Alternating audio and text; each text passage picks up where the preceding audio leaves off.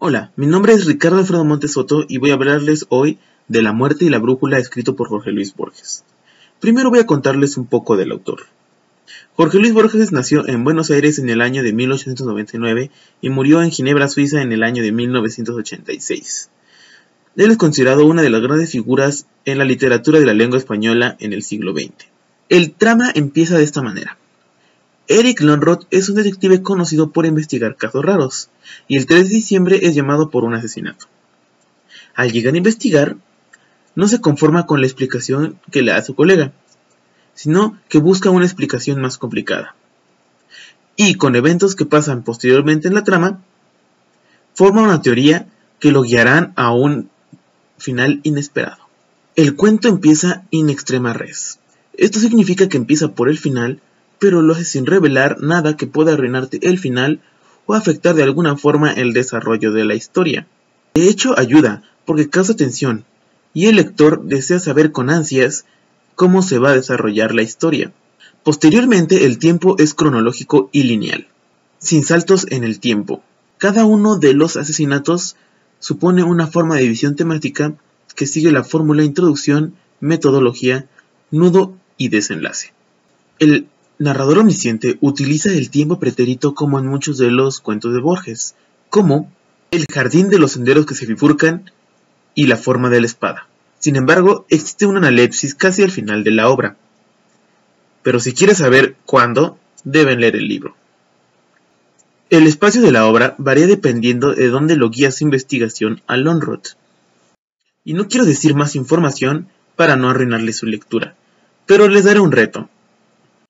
Uno de esos lugares representa antítesis entre el cielo y el infierno. Representa el ascenso al cielo y es similar al purgatorio.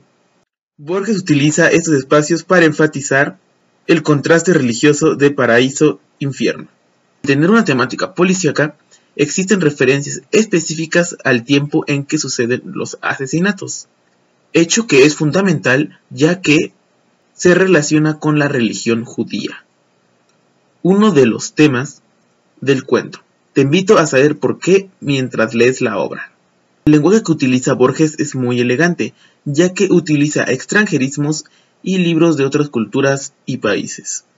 Se puede apreciar la paratextualidad entre el título del libro con el texto, y la intertextualidad con el detective August Dupin mencionado en el cuento, y uno de los personajes de Edgar Allan Poe, que es reconocido por escribir obras de este género.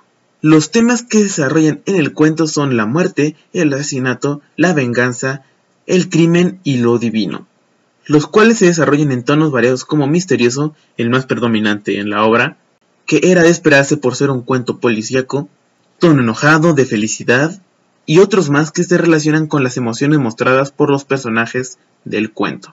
Por ejemplo, Lönnrot dice en tono de misterio: quizá este crimen pertenece a la historia de las supersticiones judías, 1944, Borges, página 55. U otro tono que es cuando dice en tono de seriedad. Esto quiere decir, el día hebreo, 1944, Borges, página 57. El leitmotiv es el número 3, pero no les explicaré por qué para no arruinarles la obra. Y hay diferentes motivos a lo largo del cuento, como cartas, un pájaro y un arma.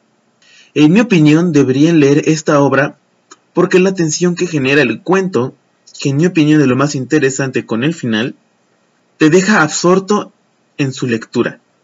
Y la forma en que Borges describe a los personajes hace que te sientas identificado con ellos. Asimismo juega con tus emociones, ya que al identificarte con los personajes, terminas sintiendo sus emociones como tuyas. Como por ejemplo, la emoción o el enojo. No puedo pensar en algo que me haya desagradado o que me haya confundido en el cuento.